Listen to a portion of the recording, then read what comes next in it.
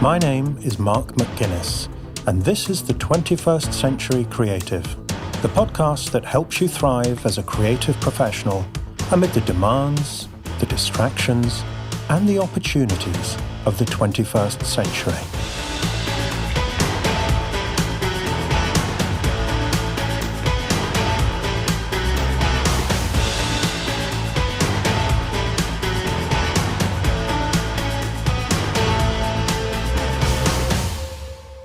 Welcome to the final episode of Season 2.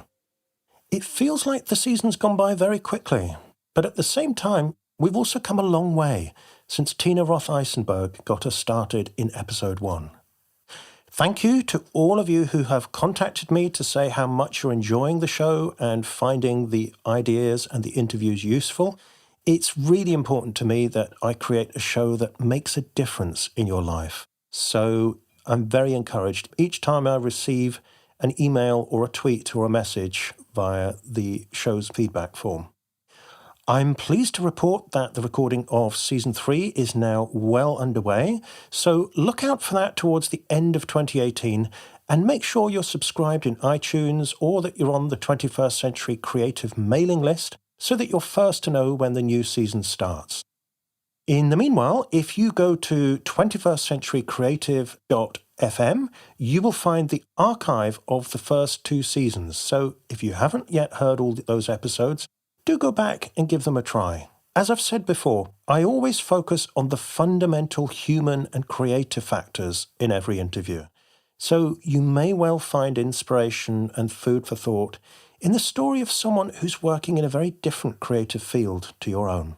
While you're at 21stcenturycreative.fm, you're very welcome to drop me a message to let me know what you liked about the show, any suggestions for improving it, and particularly any topics or challenges that you would like me to cover in future episodes of the show. And if you are enjoying the show, I would really appreciate it if you would take a few moments to pop along to iTunes and leave a review. I know it seems like a little thing that might not make much difference, especially as there are already, I'm pleased to say, plenty of 5-star reviews for the show on iTunes.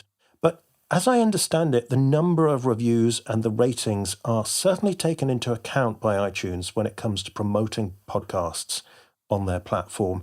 So if you leave a review, then it will help me, and it will also help other creatives like you to discover the show. And although the podcast is now going to take a break for a few weeks, my coaching business will still be open.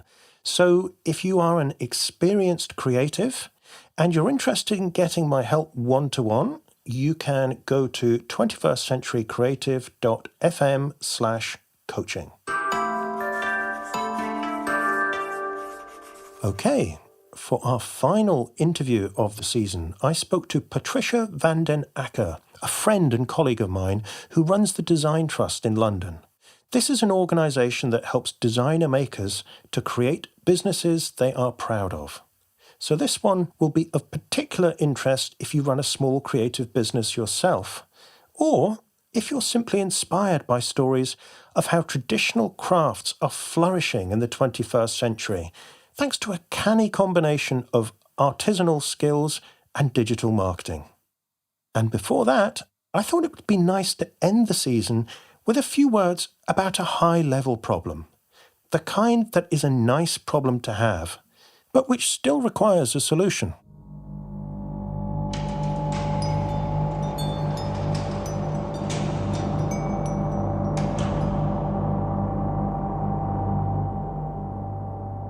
Today, I want to tell you about 5 ways to deal with praise.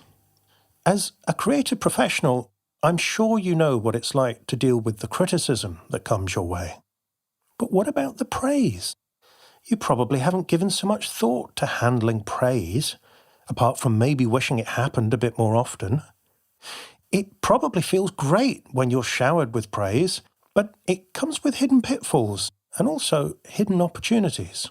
So here are 5 ways you could deal with praise and why some are better than others. Number 1 is connection.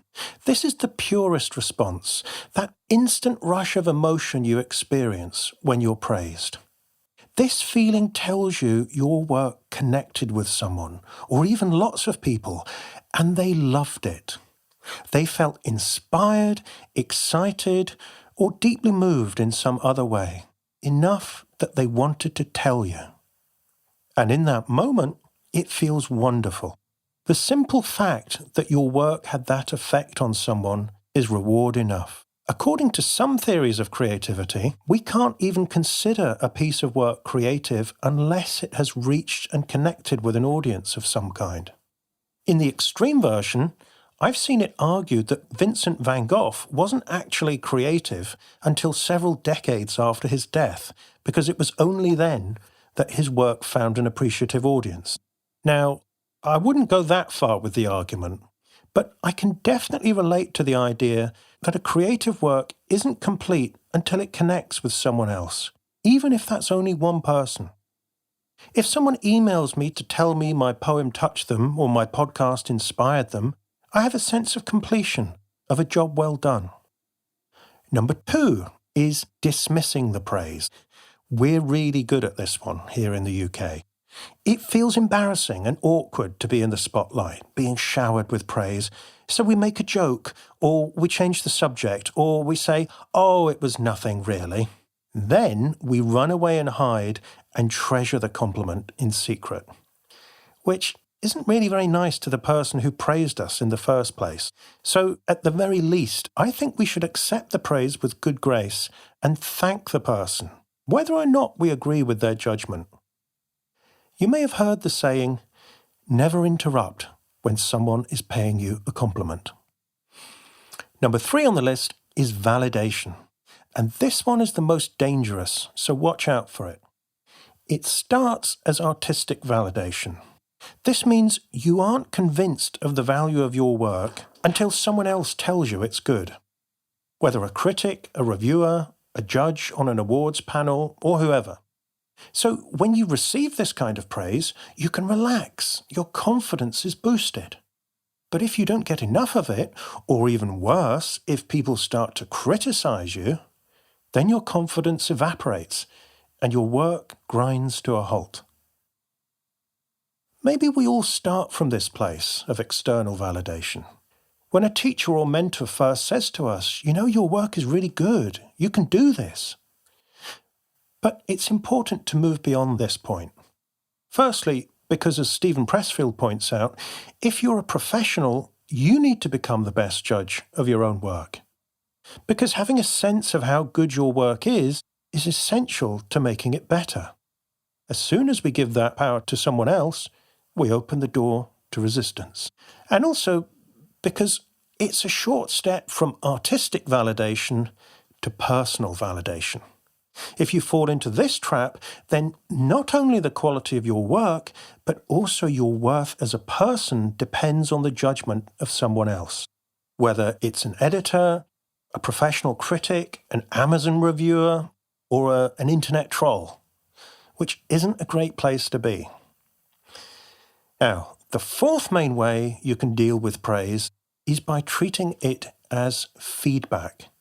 And this is the one that is most useful creatively. When someone whose opinion you respect enthuses about a piece of work, that's a great clue that you were in the creative zone when you did it. So pay attention to their praise, just as I'm sure you do to their judicious criticism.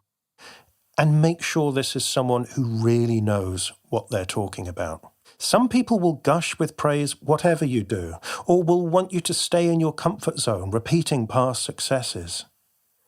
The truly discerning critics are the ones who praise you for your best work, which may well feel risky or look inferior to other people. So when you find a critic like this, pay very close attention to what they say.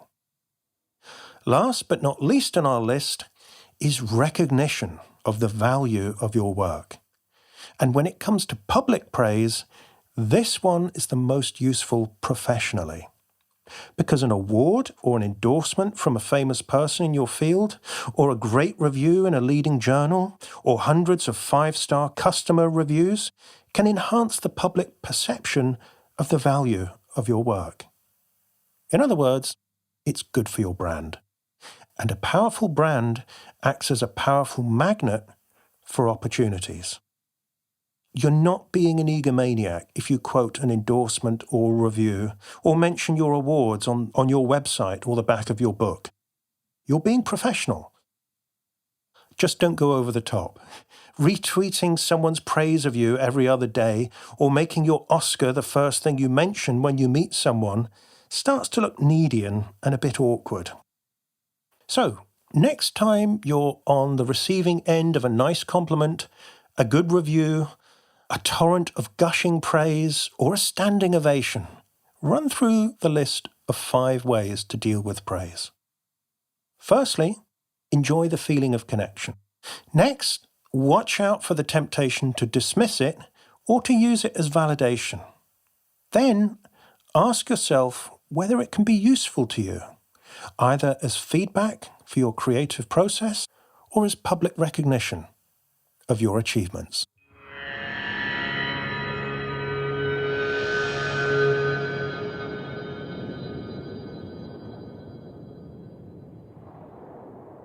One of the themes I keep returning to in this podcast is the idea that the times we're living in are a two-edged sword. On the one hand, we're living in an age of unprecedented creative stimulation via the internet, social media, accelerating technology, and an always-on working culture.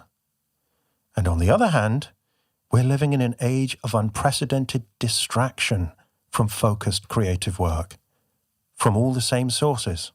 And the biggest concern for many creatives is a nagging sense that their most important work is being left undone. If you're excited by the opportunities of the creative age, but worried about the effect of all those digital distractions on your creativity, then I've written a book for you, Productivity for Creative People. It's a short, practical guide to getting creative work done in the 21st century, based on my own experience as a writer, creative entrepreneur, and father. All the ideas in the book have been road-tested in my coaching practice with creative professionals like you. So, if you want to create extraordinary work without necessarily disappearing to a cabin in the woods or even giving up your smartphone, check out Productivity for Creative People at 21stcenturycreative.fm/productivity. That's 21stcenturycreative.fm/productivity.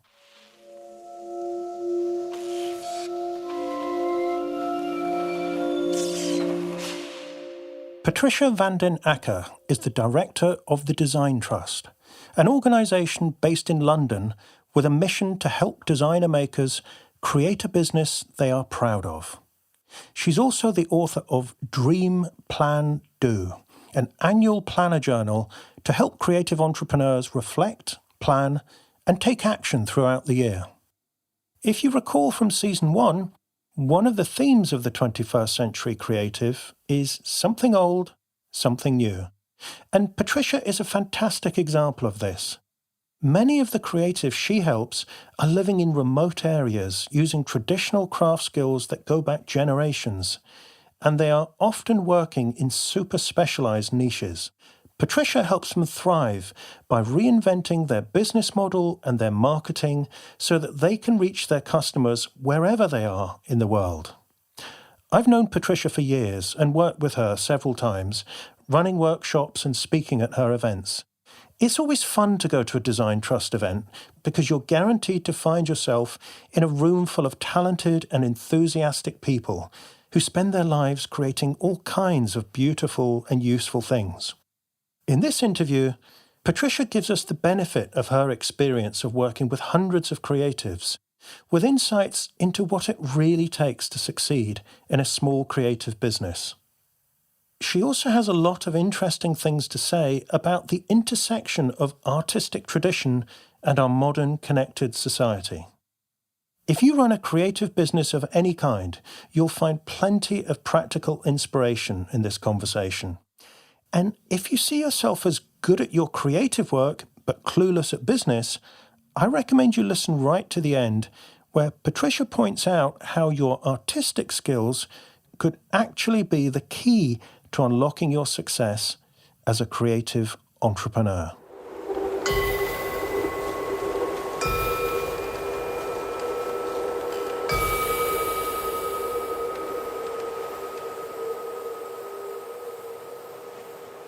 So, Patricia, what drew you to the field of design and making in the first place?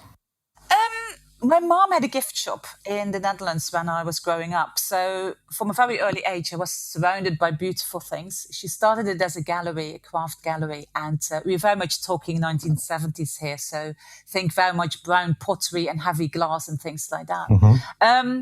But then basically when I was in my teens and you had to look for like, what are you going to be when you're grown up? I was either going to play the recorder and go to conservatorium, and I realized very quickly that that wasn't really a path that would fulfill me, I think, a longer term. The other option was indeed to do graphic design. I loved art, and my dad was quite clever, and he sent me for 2 or 3 weeks to do a work placement in Belgium, just over the border. I grew up in Holland, in the south of Holland. And I spent a bit of time there, and I absolutely loved it. And so I studied graphic design in Belgium. And although I've never worked as a proper graphic designer, so to speak, I've spent quite a bit of time in studios. And indeed, I married a graphic designer. I found the idea of like visualizing and coming up and solving problems very, very interesting. So I need like really understanding where the client was coming from and then visualizing that in a certain way, communicating with people in a certain way. That was what really attracted me. And after I studied graphic design, I was very lucky because basically we didn't spend a lot of money. I had a grant basically to study in Belgium as well. I did then arts management in Holland, and I worked there very much because I was very interested in indeed exhibiting, and especially then already I got a great interest in crafts. And then indeed, like I really focused doing my studies and doing my work placements then in really working with designer makers and showing their work in the best possible way, originally very much as part of exhibitions and craft fairs and shows like that. And that is basically what I've been doing in the last 25 years, working with creatives, especially designers and makers, in showing their work in the best possible way. I'm now a creative business advisor, trainer and coach. And although that might seem a big leap for me being a graphic designer, I think the essence is still very much the same. It's about really identifying what makes people tick, what makes people present themselves in the best possible way, really understanding their business model, and then how they can present that in the best possible way to their audience and their clients.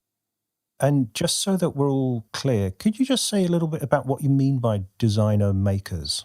So designer makers are basically people who do creative products. So it is basically crafts people. But indeed, like what we're talking about here is this both looking at the craft skills involved. So I'm very much talking about people who do jewelry, ceramics, for example, wood, glass, things like that. But there is a design element. So it's not just about having the good skills. It's also having basically a good idea and a functional idea. So it's that combination of both the craft skills. It's not about copying what people do, which very often happens a bit more in the field of handmade. But indeed, it is people with an idea, but also with the right and the good craft skills to go with it. Right. And having attended a few of your events as a guest speaker, I can really attest to Patricia has a fabulous range of people doing all kinds of weird and wonderful and beautiful creations. I mean, it's kind of hard to concentrate on the topic sometimes when you're looking at examples of what people do, and it's really inspiring to see the kind of work that people are doing, combining those traditional skills and the digital and communication tools that we have now. But more about that anon. Maybe you could talk a little bit about what the Design Trust is as an organisation and what its purpose is.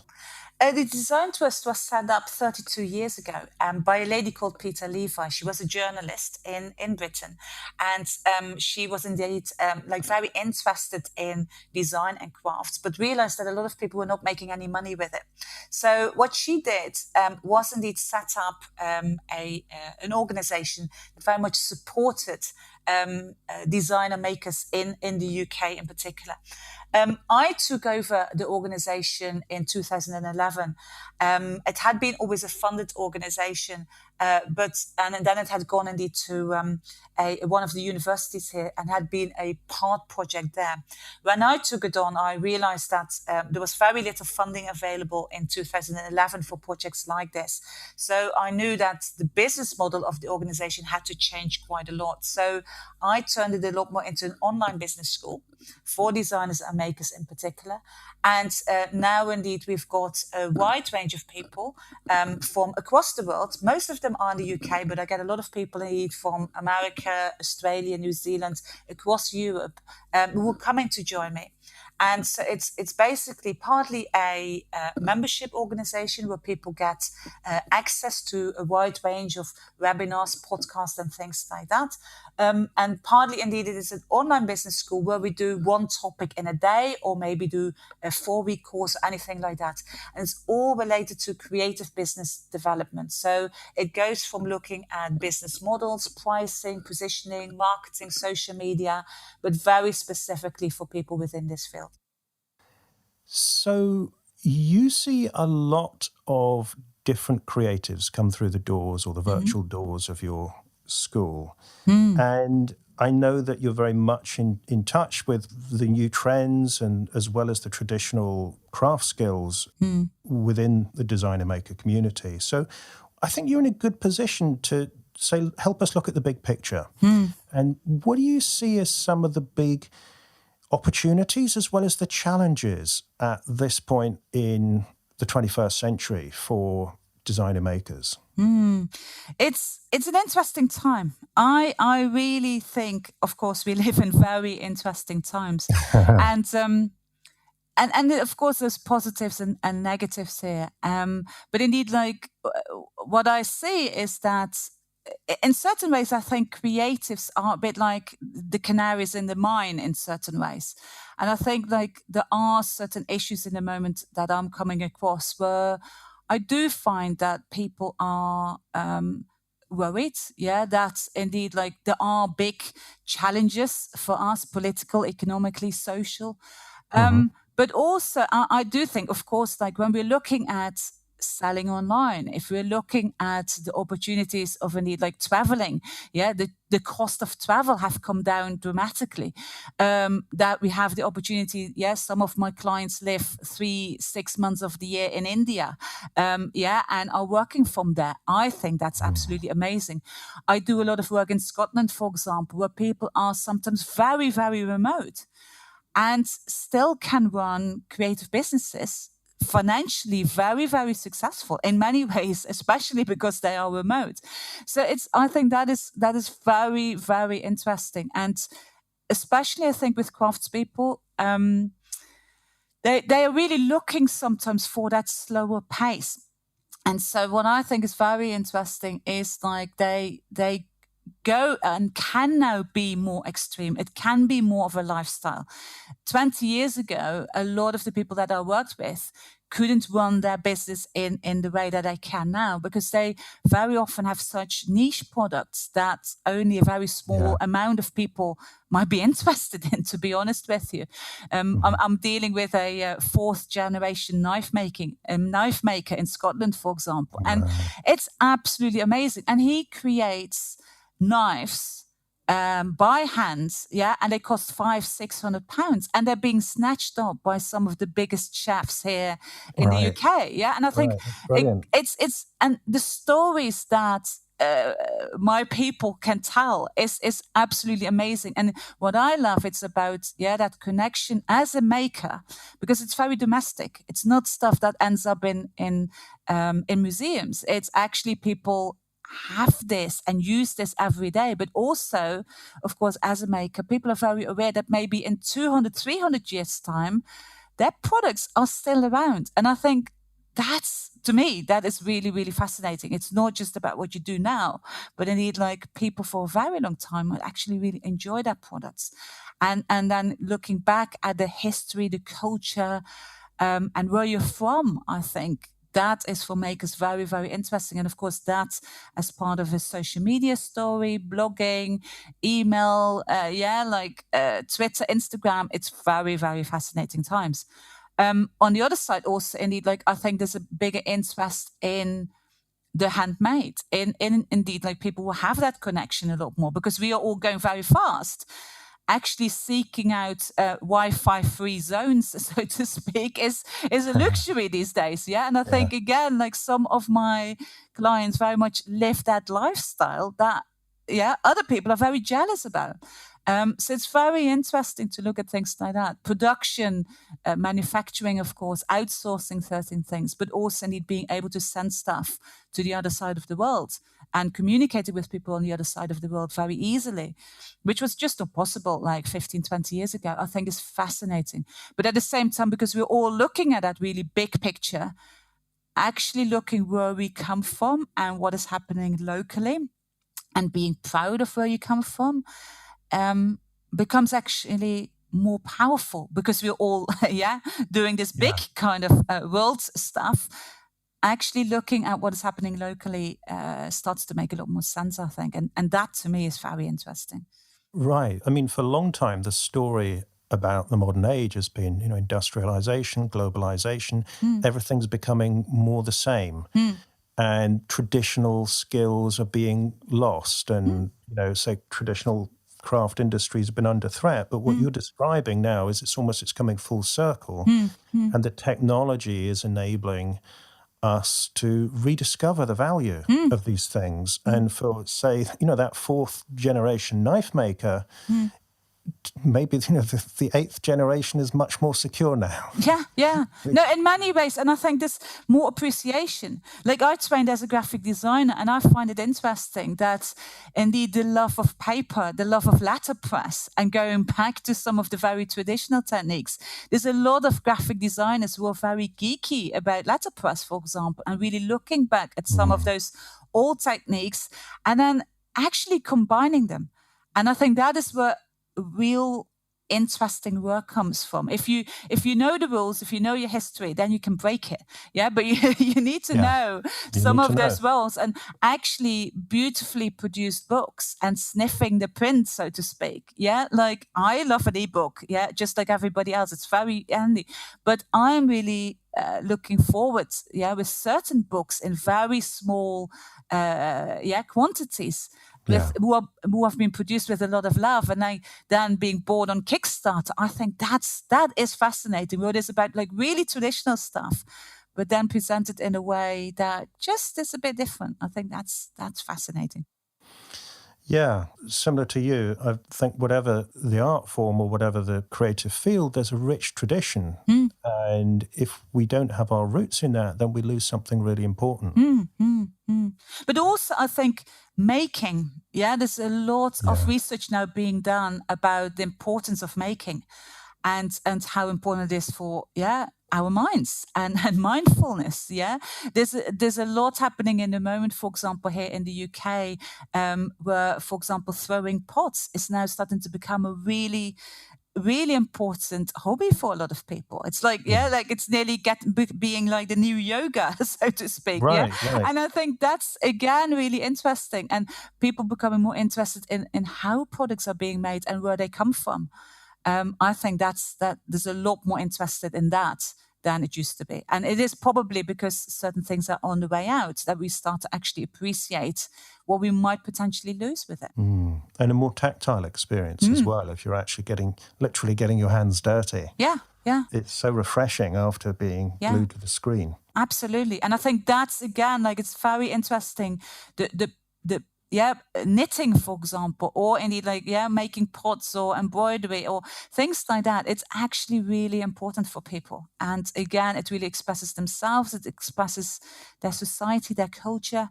And, we were talking earlier about this that you were saying a lot of craft business, a lot of designer maker businesses, they're tied into a more organic, slower concept of growth than maybe we're used to in the startup world where speed is everything. It's interesting because I live in North London. Hoxton, which is a couple of miles away, is like really the big place in London for a lot of those startup businesses. And it's really interesting because if I look at the startup scene, and very often when those words are being used, it's such a very small part of like other businesses within the creative sector that are actually setting up, and it seems that they've really hugged that place. For me, what is really interesting, a lot of my clients, they're probably closer to nature. Maybe also the reality is that I work with a lot of women, and so they are looking for a slower, more organic growth. For them, it's really important to stay in control in a way. They're very worried to become too popular or too big or things like that. But they go a lot more with the flow, I would say, and they would really look a lot more at sustainability in the longer term, not just in terms of financial sustainability, but also in terms of indeed their time, how they spend their time, how much does it connect with their values.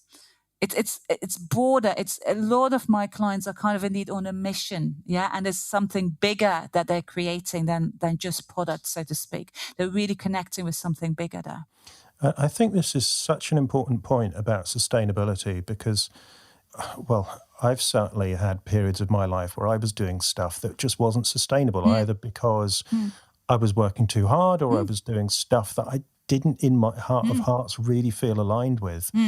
And some people will say, well, it's a luxury to be following your heart and it's indulgent. But actually, in a creative business, I think it's essential for sustainability because you cannot keep doing this and at a high level if you're not aligned with your mission, your sense of values.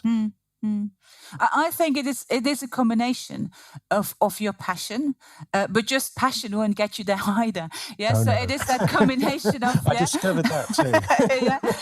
but it is.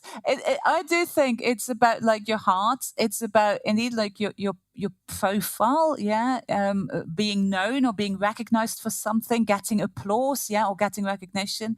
It's about like indeed loving what you do, but with what I mean with loving, it's not just the art itself, but also like, are you dealing with people that you enjoy working with? Yeah, like a lot of my clients, for example, that market is very often the luxury market. But if you don't like rich people, how are you going to sell to rich people? You need to love rich people to be able to sell to them. Yeah. So it's like looking at things like that. Also, it's about being independent for a lot of makers. And it's about that something bigger, like for me, indeed, teaching and sharing my skills and seeing people thrive and fly after having had a couple of conversations.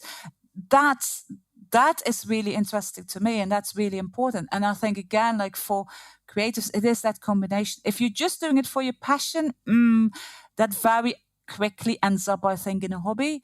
And there's a huge difference between running something as a hobby or running something as a business. Yeah, you do need to do things that you might not like if it is your business, if you want to make a living with it. And also you have to have certain standards, I think, in professionalism that as a hobby, I think it's really important to have a hobby. Don't get me wrong on that. Yeah, but like, don't necessarily make it a business because you need to put a lot of different hats on if you want to be a successful entrepreneur or if you want to make it a living for you. And again, that's back to the sustainability. You need to have those different things. Yeah, see, this is one line I really love on your website, as you say, you want to help creatives create a business that they're proud of. You know? And it's very easy, I think, for us as creatives to identify with the creative work, whether it's artistic or craft or whatever, and be proud of that. But can you say a little more about the importance of being proud of your business? For me, it's like what I'm interested in is actually creating a creative business. And like, yes, like, of course, your output of a creative product or creative service, that's normally sorted. But for me, like the biggest creative project is actually creating your business. And that is something I'm very interested in. Again, like today, what we can do with that is far more interesting than 20 years ago. When I started in this field, it was basically about having a postcard and maybe having a poster with your work. And that was the marketing. You would go to certain galleries. That was it. Now, actually really looking at what is your business model, where do you position yourself, how do you communicate with your clients, who are your clients? And actually, for example, I have clients who only work with retailers or who only do commissions. And I think that's really interesting. Again, looking like, who are you as a person? What do you like? What works for you? What works for your clients? And from that dance, from that relationship between you and your clients, an interesting business model can come up that works actually far better than what we used to do by default 20 years ago. Right. And I'm thinking back to what you said right at the beginning of this conversation, that what drew you to design in the first place was the problem solving. Would you say that at the core, the design thinking and business innovation, that it's the same skill at the core, or there's a lot of similarities? There's a lot of similarities. Like I wrote a book last year and somebody says like, oh, wow, you're really a design thinker. And I wasn't actually that aware of some of the design thinking. And then I discovered, D-School and things like that at Stanford. And it's like, wow, yes, that's what I've been doing. It's about visualizing a lot of, the challenges. It's like looking at brainstorming. It's about prototyping your business. I love that as an idea. Fail fast. And I think, again, really interesting with a lot of makers. They are hoarders. They're holding on to stuff very often for a bit too long, and actually then throwing things at them and say like, prototype your business, scares them a bit. But again, I think that's really, for me, I wasn't aware of the design thinking, but indeed, like it's having increasingly an interesting change, and looking at how we develop our thinking through visualization techniques, and also indeed like how you map things out. I think very, very interesting in how creatives think differently, and how we then can solve indeed like our own challenges with our products, our businesses, but also broader challenges within society, for example. I think that's very interesting, and starting to look a lot more at who your clients are, and the empathy of having that connection with the clients. I think that's a really important element. And, for instance, prototyping, I mean, presumably that's a skill the designer maker will have already, and they will use it almost without thinking. Yeah. And yet, so what you're saying is you say to them, well, just use that on your business. Absolutely. Because it makes so much sense. And try stuff out, and like see it as an experiment instead of a failure. And I think that is a lot more fun, instead of I'm not the kind of person who says like, you need to write a 50-page business plan. I know it doesn't work. Times have moved on, and it just doesn't work. You need to have some ideas of where you want to go. I'm absolutely a fan of the act of planning, but it might not happen in the way, and you need to be a lot faster on your feet with that. But indeed, like it makes so much sense. And I think, again, for me, it's about kind of like how you use your existing skills. And that actually, for me, creativity and business are a lot closer than people very often think. I don't believe it's like you are either creative or you are like business entrepreneur. You need to be both. And they actually have got so much more in common than people think. And once people start to realize that, it goes like, oh, and it really opens up a lot more doors for them. Yeah, because when you take down that barrier in your mind, and I've seen this with loads of creatives, and I know you have, that suddenly it opens up your superpowers, your creativity, and you can once you stop seeing the creative stuff as just the artistic, in inverted commas, stuff, and the business stuff is this thing that the grown-ups do. When you realize that actually you're a lot better at a lot of the core business skills than a lot of people from a more traditional business background have seen, it's a huge boost of confidence. And also it's a lot of fun when you realize, oh, my business is a creative project.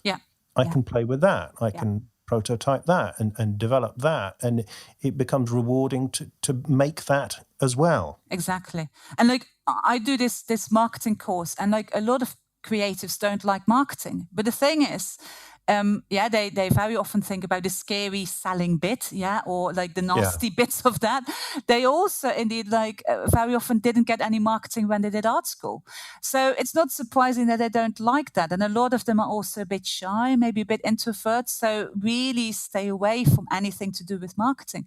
But then if I teach them, and you don't need to show them that much, and you actually talk about practical marketing, and you show them how creative that can be. And like when you're looking at branding and really letting you shine through a lot more on your website, on your social media, and really focusing on your talents, then people start to see how creative that is. And then it's not a burden anymore. It's part of that entire process.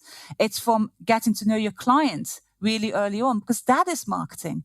And the more you know about your clients, the more you can create products that people love to buy. And then basically, if they pay you money, that is just, the compliment, because indeed it is the money that will say like, people really love it. And I think once people start to see that, it becomes a lot more interesting and a lot more energized in a way, and a lot more true, I think. And that's where it's fun. Right. And I love when you use the phrase, let you shine through. Because again, once you collapse that distinction, you don't necessarily have to think, well, I can be myself in my studio, but in a business context, I need to put on a mask, pretend to be professional with some idea of what that might be from, say, the 80s or the 90s. But these days, if people are buying from a creator, then they want to meet the artist. They want you. So you get to be yourself. Yeah. And I very often, when I do marketing with people, I say like, okay, really focus on who you are. And really look at some of the bits where there is the conflict, or where you raise the questions. What makes you you? And if you can show that through stories on your website, through images, through little films. Sometimes I see beautiful films done by makers, for example, that really talk about their love of their product, their history. That's gorgeous. And that is what people are buying, because they're not buying necessarily a product. They're buying into that experience, that tactile experience, but also about I own something that was specially made, or that somebody put a lot of care in. And I know this person a little bit. And that is what people are buying. They're not buying your product. They're buying that experience and expressing, because of that, themselves a bit more. And I think that's really human. And that's what I'm really trying to explain to people. Like, it's not about some nasty stuff you're selling. It's really deeply enshrined in us as being a human person. Yeah, I mean, I'm just put in mind, I was up in Orkney recently for a course, and I bought a shawl for my wife to take back. And it was so nice when I spoke to the lady in the shop, and she said, "Oh, I'm glad you picked that one. My mother made it." And my aunt, and they've been doing this for generations. And suddenly I not only had a beautiful gift, but I had the story of the gift to go back with. And, it was really nice that there was a piece of Orcadian heritage. Absolutely. That I could take back. Yeah, and it's that, and that is back to the tradition, the domesticity, and it's something like I have indeed scarves from Scotland. I travel a lot to Scotland, and they keep you warm, but it is also the memories, and it's that connection with something deeper. I think that's what people are creating. That's what people are buying. Okay, and I know that you're also interested in the idea of seasonal cycles and how that can relate to the cycles of business. Maybe you could say something about that. A lot of crafts businesses in particular are very seasonal. So indeed, like woolen scarves, let's be honest, that doesn't sell very well in July. So indeed, a lot of my businesses are very seasonal. A lot of them, 60-70% of their turnover comes from the last 10 weeks of the year because of Christmas. And because of that, you have to sort of go with that seasonal flow. If you get really frustrated about marketing in the middle of July, I'm not surprised. Like, maybe, don't push too much in July, because the reality is, a lot of people have got very other ideas of where they're going to spend their money.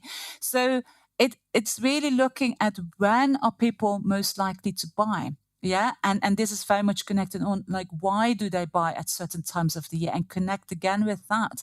So indeed, like what I find interesting is throughout the year there are very clear periods of when it's going to be busier in terms of marketing and selling. That also means that there are certain times of the year when you can create more, or when you can take time off to go on holiday.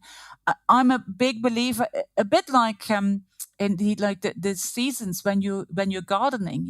It's winter is actually really important for a gardener. It's about getting the earth ready. It's about planning when you're sowing and stuff like that. And actually also back to sustainability in certain ways. Actually having quiet periods is normal, and it's part of life, and it's part of business. So I think that's really important. And then, of course, looking throughout a person's career, what you're doing in year one, in year 3, in year 5, for example. I see very clear periods when there's quite a lot of turmoil for people. Very often at year 3 of their business, it's a bit like, oh, is this worth it? Very often people give up at year 3. Very often people give up at year 7, I think. Very interesting. Once people have gone for 10 years, they keep at it somehow, I think. Then they never give up. That's the other thing to think about. But again, I think really interesting also because I'm dealing with people at very different ages. What you want in your 20s, in your 30s, in your 40s is very different as a creative and as a maker. So I think I find how the time goes through it, and looking at those seasons and actually seeing quiet periods as very fertile periods and not necessarily as a bleak, dark winter, can be very useful, and go with that flow. Think about when your clients are more likely to buy, and fit in with that, because then your efforts, like a gardener, if you're planting in December, nothing is going to happen. If you plant that in March, wonders happen. It's exactly the same for me in business. Go with nature. Right. And that is so important, because coming back to sustainability, we know you can't just be full on creative production all the time. Your creativity has cycles and seasons. So if you know when your effort is going to be most effective and you put it in then it's actually really nice to be able to have some proper time off. Because I know a lot of self-employed people, and I used to be the worst at this, are really bad at this. We work all the time, but it's not sustainable. No. And having time off, having time to reflect. A lot of my clients are maybe slower thinkers, and I mean that really in the best possible way. You need to reflect, you need to mull things over. So don't push it, because that is the quickest way to becoming uncreative and not taking risk. Actually taking time out, and proper time out. And in a way you need like unplug, I think, and indeed like stop chatting to yourself. I think like that's a true holiday, isn't it? Because that is really important. It's not just going on a holiday. If you're still thinking and still emailing, you might need to think about that. What does it take for you to really unplug? To really get back to who you are, I think. Okay, so we've looked at a lot of the opportunities and the challenges in the business landscape for creatives at the moment. And the other thing I'm really interested, Patricia, is getting your view, because again, you see a lot of creative people and you see up close what works and what doesn't. What are some of the biggest differences you've noticed between the ones who really thrive and succeed and the ones who keep struggling? I did some research around that last year, around success and what creative people call success, which was really interesting, because again, like, is this about money? Is this about profile? A bit back to what we were talking about earlier. Increasingly, what I see, it's around attitude, I would say. And it's like, can I see a sparkle in your eyes? It's sometimes like that. That to me is the biggest determinator if somebody is going to be successful, yes or no. It's a combination of listening to advice. At the same time, it's about having your own approach, having your own vision. Because of course we don't want more copycats. It's about like for me, it's about a dance. And sometimes you need to lead, sometimes you need to follow, but you need to listen to your clients.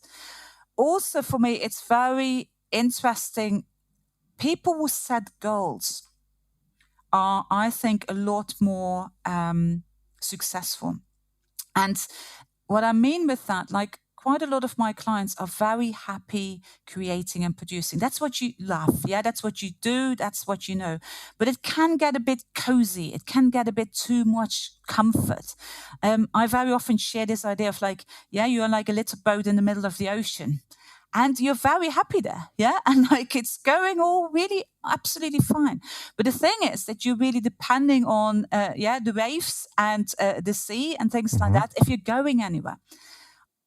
People will set goals, and even if they might get it awfully wrong, because very often, we do, and stuff doesn't happen in the way that we want to. But I find that people will really have a very clear vision of the kind of people they want to work with, the kind of business they want to create. And I mean in that, indeed, like the broader things, the kind of projects they want to work on. And I don't mean fantasizing. Yeah, you do need to have an element of realism, but people will have a very clear vision of what that future in 5 or 10 years looks like, and then put the hard work in to get there.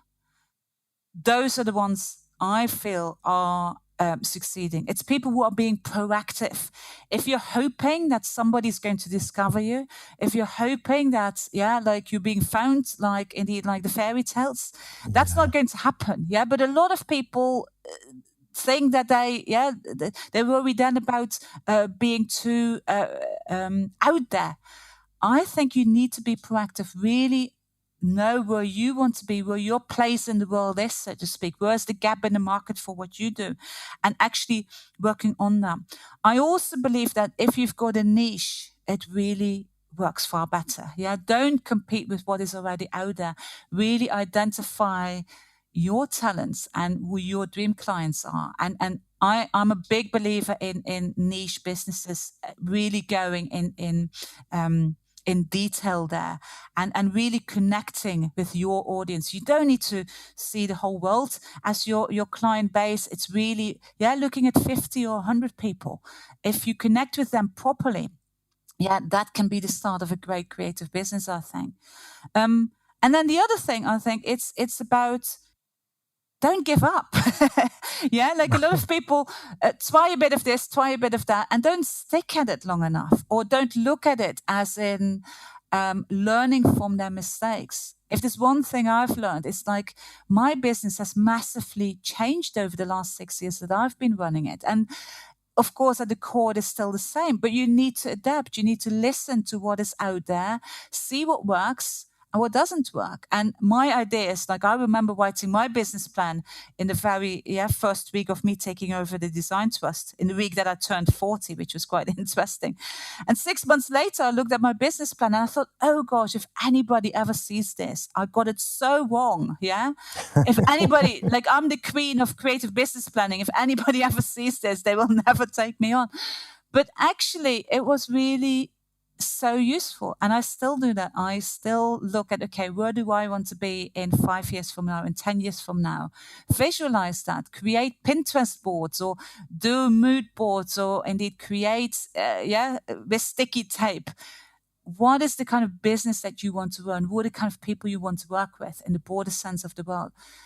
If you have that and then come up with indeed proactive ways and indeed, like what you need to do is you need to sell. You need to sell your idea, your products, because without that, it's very nice to get loads of people following you on Instagram or loads of likes and things like that. But you need to reach out to those people, make them more real, because again, on social media, like 1,000 followers, that becomes quite vague. Really look at who your clients are, who your audience are, and how to connect with those people. I'd like to pick up on a beautiful metaphor you used a couple of minutes ago, where you said it's like a dance. Sometimes you need to lead, sometimes you need to follow. And I think that, just listening to what you've said, it applies to clients. It applies to goal setting. It applies to the principle of keeping going. Being dogged versus listening to feedback. Could you say a bit more about how we can cultivate that skill of knowing when to lead and when to follow in our business? Ooh, I think you learn from mistakes. I'm a terrible dancer, by the way. Yeah. So, like, I'm very good in 1980s music and stuff like that, and doing a silly dance. And I think it's also the element of having a structure, but also being playful. Yeah, I think that's important within a dance. But it's like you learn by bumping into people. Right, and stepping on toes. And stepping on toes. And like when I came, as a 26-year-old to London, literally from the boat, my English wasn't very good. I made terrible mistakes. And my English was terrible. But it's from those mistakes. Like if I look at my first blog post now, it's cringeworthy. But again, it's like, by keep going, keep developing, keep learning, and keep trying. And it's about doing stuff, because I think if you do stuff, that is what gives you confidence, because it gives you then the feedback of working with real people. In your head, everything is either really beautiful or really, terribly bad. But it is by doing stuff. And I think that is, for me, again, with the dance, it's like you need to listen.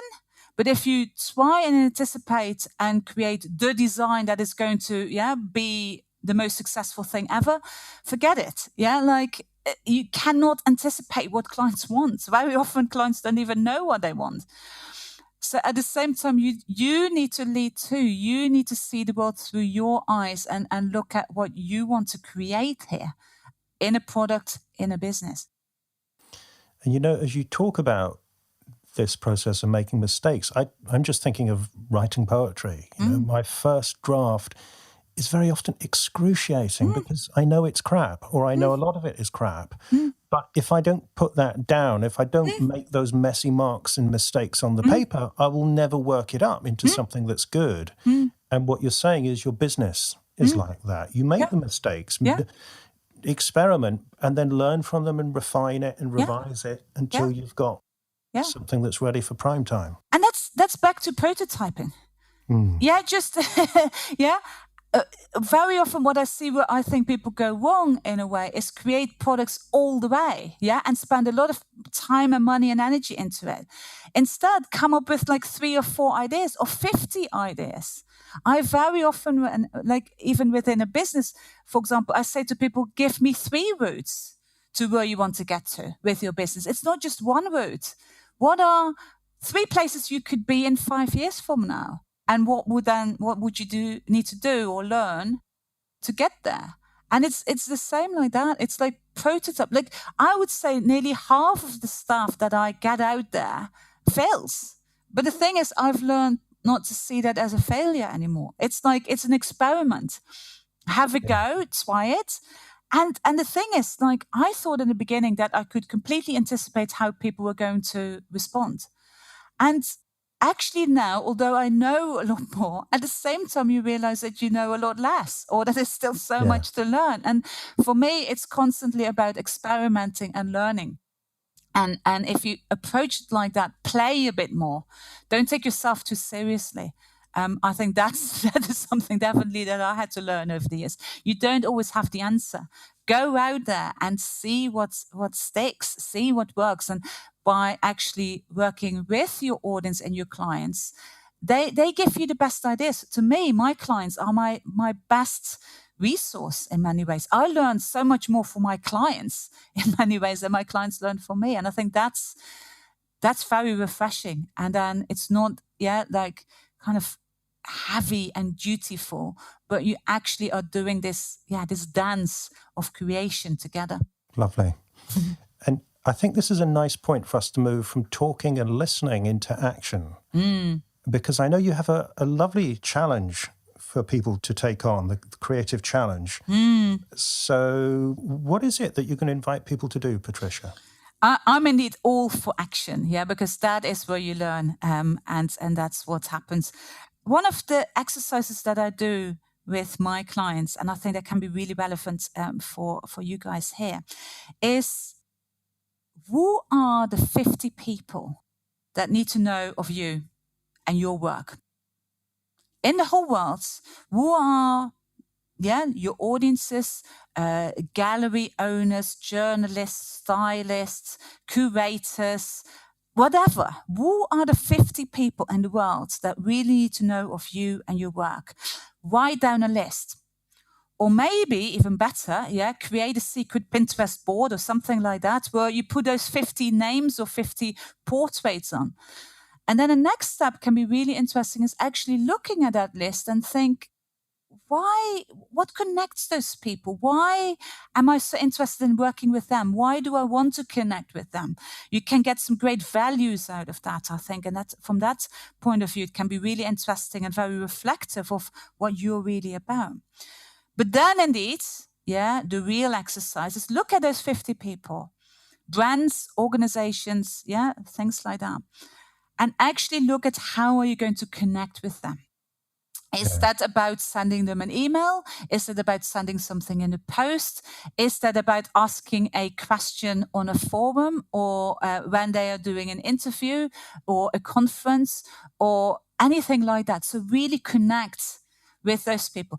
Do a couple of low-hanging fruits, so to speak, so people that are quite easy to connect with, but also have got some big, juicy names in there where maybe it will take you 5 or 10 years before you actually can really connect with them.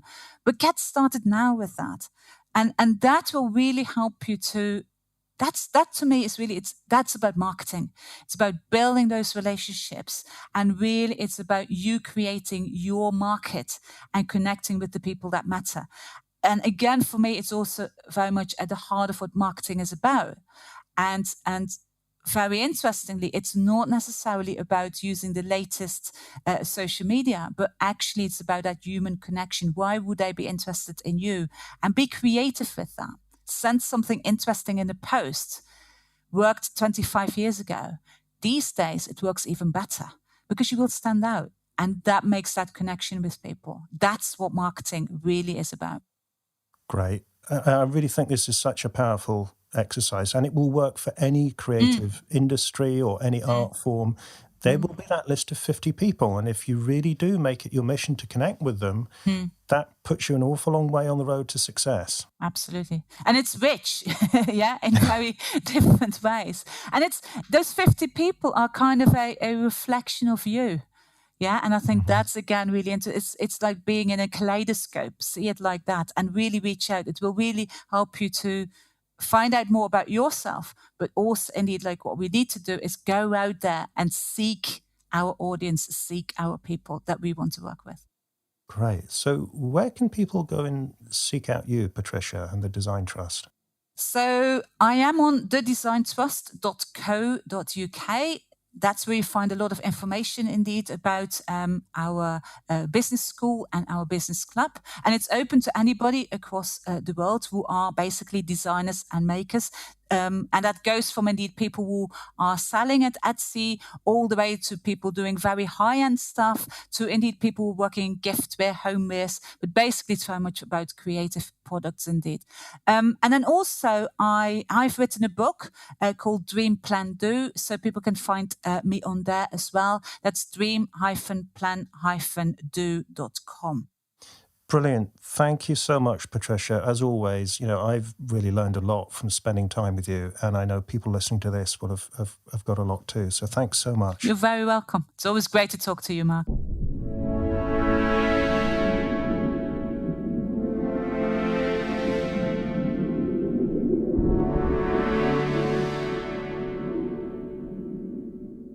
You have been listening to the 21st Century Creative, hosted by me, Mark McGuinness. You can find the notes for today's show with more information about my guest and links to the sites we mentioned, as well as all the archived episodes at 21stcenturycreative.fm. That brings us to the end of Season 2, but Season 3 will be along later in 2018. To hear the new season as soon as it's released, make sure you're subscribed in iTunes. As always, I'm grateful for your reviews and also for sharing the show with your friends and followers. If you'd like to have the 21st Century Creative Foundation course delivered to you for free, giving you 26 lessons of advice and worksheets on carving out an original creative career, you can sign up at 21stcenturycreative.fm/free course. And if you are an experienced creative interested in getting my help as a private coaching client, you can learn about how I help my clients at 21stcenturycreative.fm/coaching. Thank you for listening. I hope you'll join me again soon.